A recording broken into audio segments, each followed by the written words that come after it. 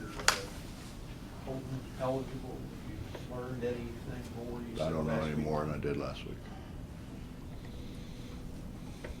You expect to find that out? It's out of my control. I guess we'll find out when they tell us. Is there, can you say without the whole privacy thing, what the deal is? No. How about this? If something doesn't happen and he can't play right away, could he play in the second semester? Or is it one of those things where if there's a no at the end of whatever question is being asked, he can't play this entire year? He wouldn't be able to play at all. He would, we'd redshirt him. Wouldn't be able to, or wouldn't play him? You'd rather make sure. I don't know what I can tell you, Dave. I don't want to screw him up or mess up. I'd just as soon stay out of legal downtown, if that's okay with you. Redshirt, what would he have, 2 to play 2? Yeah, you'd have to. Mm-hmm.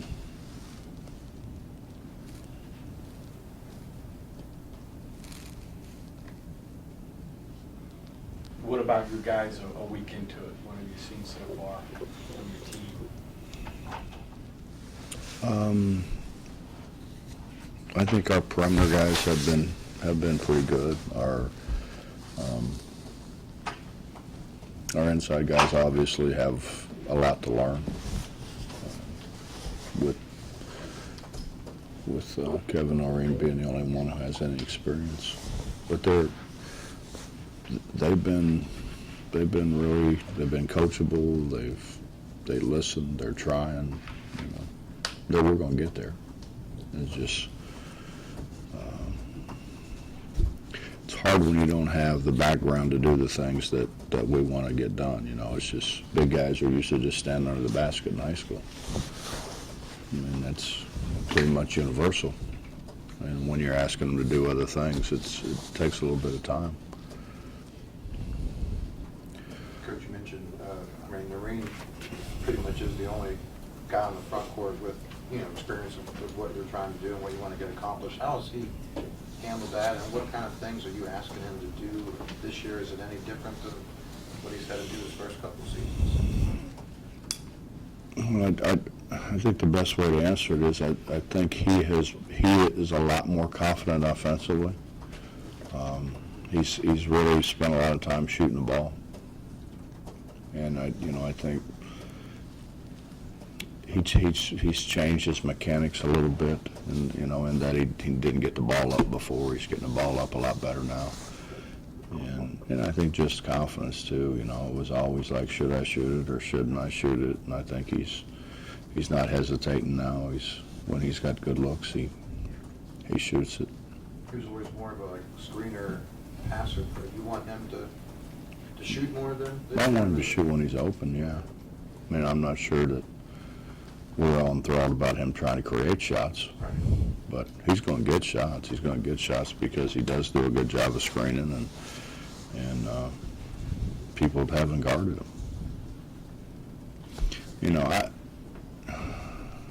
I think it's fair to say this. Maurice was in on Sunday, I think it was, and told me afterwards that he really enjoyed practice just because of the guys' attitudes. They were very upbeat, and that was the 3rd day in a row, and then we started at 10 o'clock in the morning, which is, I know it'd be impossible for you to do, Justin, but I mean... I could do 10. But, I mean, he loved our guys' attitudes and their enthusiasm. So you're not having to coach effort so far? Well, you always do a little bit because we demand a little bit more than what they're used to giving, but they're willing. I think that's the most important thing.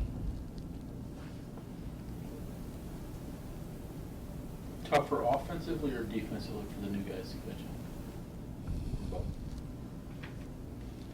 Well, generally, the defense is a little bit ahead of the offense because so much is just learning how to play basketball on offense. But I think in the last 3 or 4 days, I think the offense has gotten better. I mean, we're not very good defensively yet, but we're going to get there, I think. I mean, they're trying, and I think they're not a bunch of real skinny freshmen that are going to get knocked around. They're big kids for being 19 years old. Brown, Gary, and Juwan, how much do their numbers have to improve from last year to this year? Well, Gary admittedly had a bad year. I mean, and he's playing much better. Playing with so much more enthusiasm. He's putting more time in the gym. He's shooting the ball a lot better. I mean, a lot better. Jawan's been really good. I mean, he's been good from a leadership standpoint. He's been good from standpoint of knowing what we want done. And he's been so much better offensively. He's not hesitating when he's open to jump up and make shots. He's doing a better job, I think, of getting it at the rim and finishing. I think both of them are dramatically improved. Is this kind of the first instance or season maybe where Gary's been asked to? I mean, I guess I don't know how much he's been asked in his past teams he's played for. How many, to be a shooter, to be a scorer. Is this something different for him at all? Or? He's going to play a lot of point guard. I mean, he's going to play off the ball too, but he's going to play a lot of point guard. I think his struggles really were point guard. He was kind of our backup point guard his freshman year and played way better doing that than he did when we took him off the ball last year.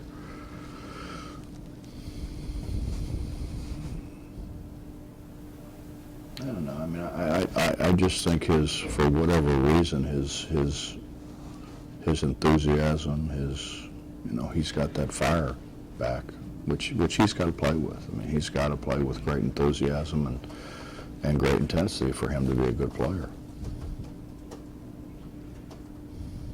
Talk about Juwan and kind of a leadership kind of thing.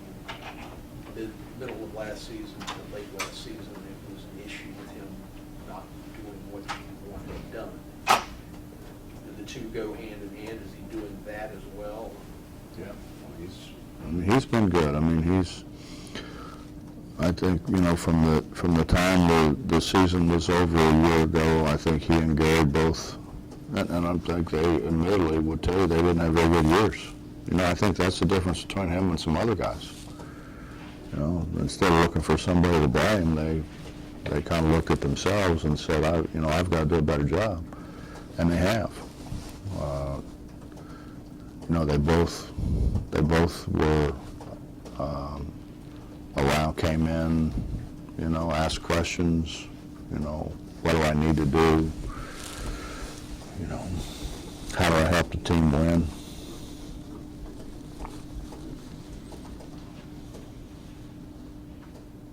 One of your biggest concerns, how your guys do on the defensive glass, is that what you're concerned about with these guys? It's hard to win when you give up too many shots, and we don't have a guy who changes shots around the rim. But we really haven't had one. But I think when you have a guy that changes shots around the rim, it's harder to score on second chance opportunities than it is when you don't have. And we've done, for the most part, a pretty good job of not giving up second shots. It's just, John, it's a whole lot to learn. I mean, it really is. It's, we can say, we try to simplify things or we try to do this, but the reality is we do one simple thing that really I could teach all of you to do. But the hard part is you do it from one simple thing to the next, to the next, to the next in a very rapid succession, and that's what makes it hard.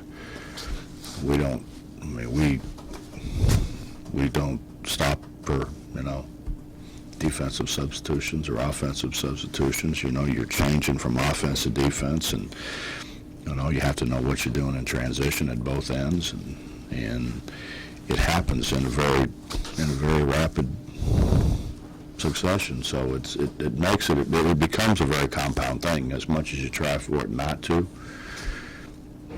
And, I think you get to the point where you have to break things down. I mean, it's the same thing I think all of us who had any education classes, the first thing they teach is whole part whole. And so you try to show them this is what we want to do, and then you try to break that down into the pieces. But the hard part then is putting it back together, back to the whole, and not lose what you've taught in the parts. And that's, and then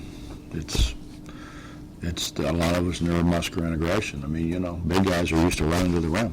Instead of running to the ball, they run to the rim. At this level, you have to run to the ball. You can't run at the rim. Guys make shots, and you have to break some bad habits and try to create different habits. Being the new guy, I'm assuming you guys have got probably like 4 or 5 practices in. That's not a lot, but Remy, Nate, Brandon, Devin, any kind of transition that they're making, any steps that they've taken? I think Nate's probably made bigger strides than the rest of them at this point. He's really shot the ball well. He's really shot it, and I think when the ball goes in as much as it's gone in for him, you probably don't look at the other things quite as hard as, but he's got a good understanding. He really understands, I think, how to play, which is a plus. He's done a great job. I mean, in terms of getting stronger, he's got a long way to go. But I mean, you look at him; he's going to be a big guy. It's not going to be this year, but he's going to end up being a big, strong, physical guy who can step out and make shots. The other guys are kind of, they're thinking a lot. You can't play this game and think. It's got to be a reaction, and they're not to the point where they're reacting. They're not shooting the ball as well as they're capable of shooting the ball because of there's so much going on in their head right now. Remy, too. Yeah, Remy big time, yeah. And he can shoot it, and he will shoot it. We've got to get him where he doesn't think so much. You go through it every year, but maybe not quite as much as you have this year, especially with important people. The idea that some of your guys have been here a while and know what they're doing, other guys don't. How do you move? I don't know. When one moves faster than the other, so I'm saying, how do you bring it together? No, I think obviously the perimeter guys are way ahead of the inside guys. But even that being said, our perimeter guys are not really all that experienced. We've really got 5 perimeter guys, and 2 of those are sophomores, and the other ones are juniors. So. Do they have to wait for the other guys to catch up with them, or? No, because they understand, I think, the whole a little better, but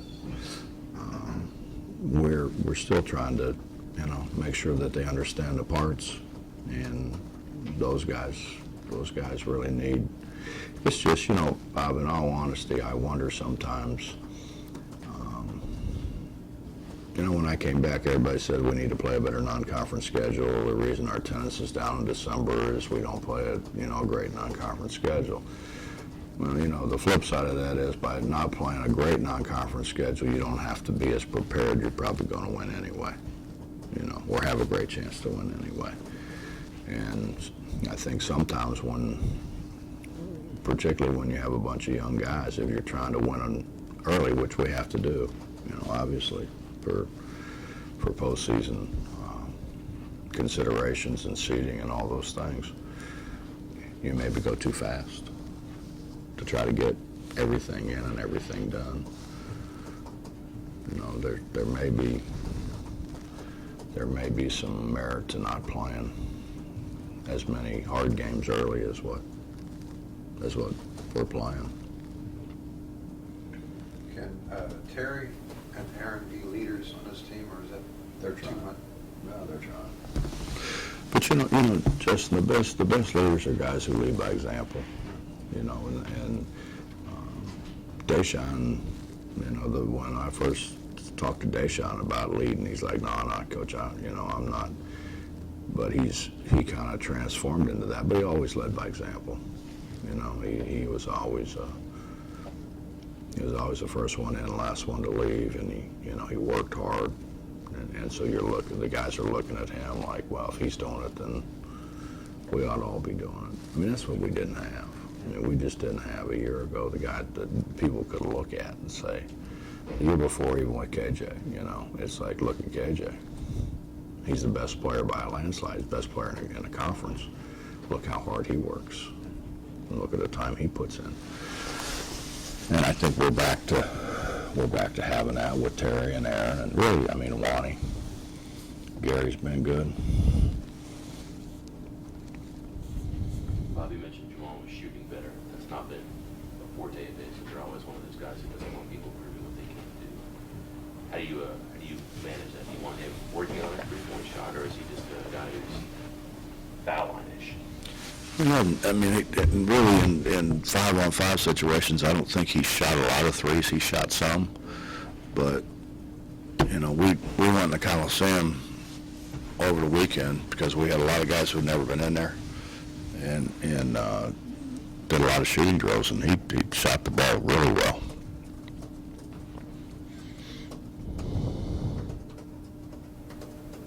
Last week you said didn't have inside guys, 5 out, stuff like that. Could you see eventually, based on what you know from Brandon or Devin at this point, maybe running some stuff through them down low? Probably more Devin than Brandon.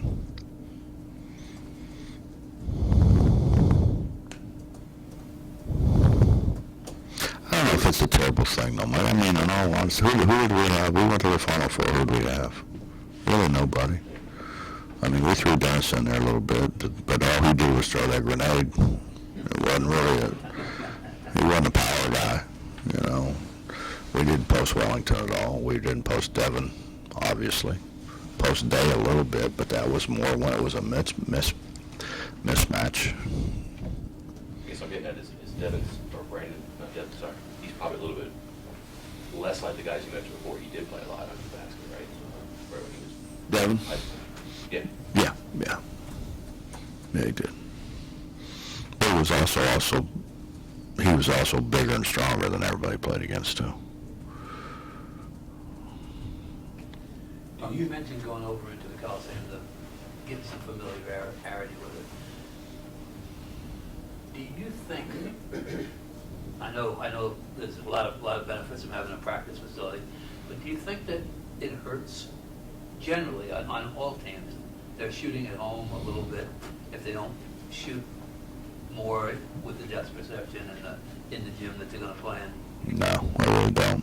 They won a national championship, and I never practiced in the Yum Center. They wouldn't better the game. Well, they guard. Yeah, they guard, but I mean, they won a national championship. If you look, Marquette never practices in the Bradley Center. There's a lot of teams that have had great success. Georgetown didn't practice, obviously.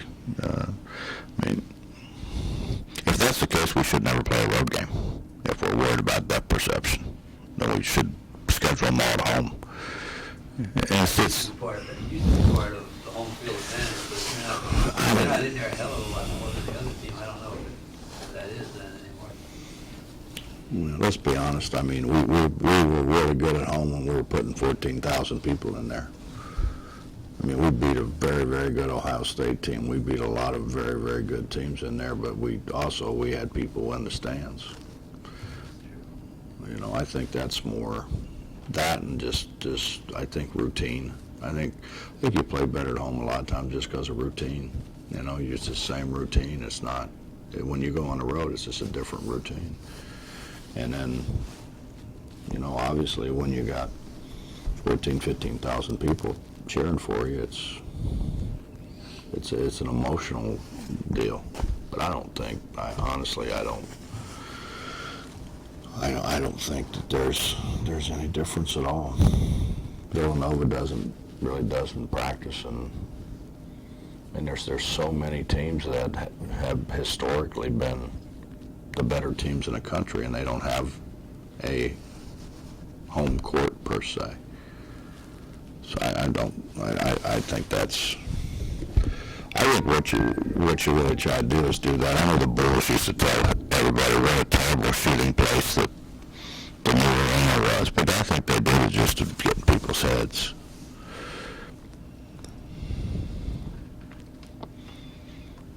Anything else? Based on what you've seen so far, do you think you have the personnel to play the way you want to play, or the way people are accustomed to seeing your teams play?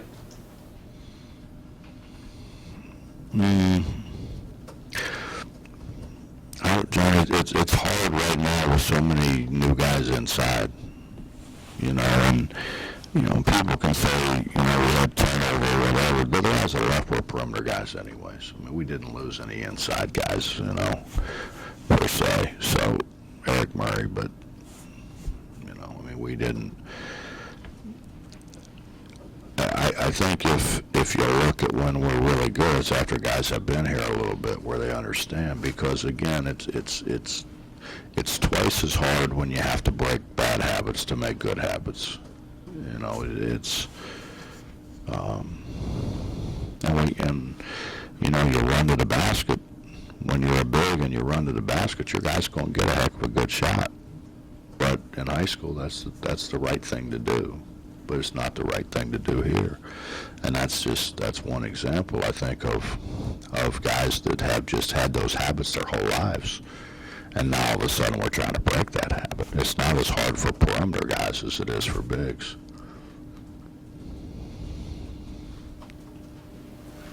Thanks, Coach.